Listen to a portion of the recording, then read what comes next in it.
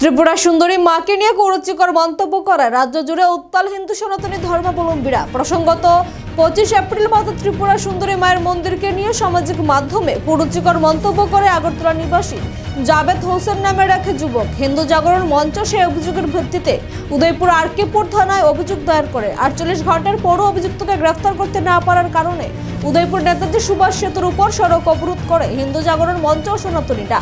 ঘটনাস্থলে ছুটে যান মহকুমা শাসক ত্রিদীপ সরকার, মহকুমা পুলিশ আধিকারিক নির্মাণ দাস, আরকেপুর থানার ওসি বাবুল দাস সহ উচ্চপদস্থ পুলিশ আধিকারিকরা। দীর্ঘক্ষণ পর ওসি বাবুল দাস লিখিত দেওয়ার পরেই অবরোধকারীরা অবরোধ প্রত্যাহার করে। সোশ্যাল মিডিয়াতে একটি পোস্ট হয়েছিল, জাবেদ হোসেন নামে একজন ব্যক্তি একটা কুরুচিকর পোস্ট করেছিলেন মাতা ত্রিপুরা সুন্দরী মন্দিরকে নিয়ে। তো সেই উপলক্ষে সেজন্য একটি বিক্ষোভ এখানে প্রদর্শন করা হয়েছে। এখন স্যার অবরোধ উঠছে, স্যার এখন অবরোধ উঠে গেছে। আমরা ওদেরকে বুঝিয়েছি, অলরেডি কেস রেজিস্টার হয়েছিল, এটাতে 2-3 দিন আগে কেস রেজিস্টার করেছিলাম আমরা। রিকিউজড কোনো অ্যারেস্ট হয়নি, এর জন্য ওরা অবরোধ করেছিল। তো আমরা আমাদের লেভেল ড্রাইভ বেস্ট করছি, আমরা এই কেসকে অ্যারেস্ট করবো, আমাদের আশা দিয়েছি।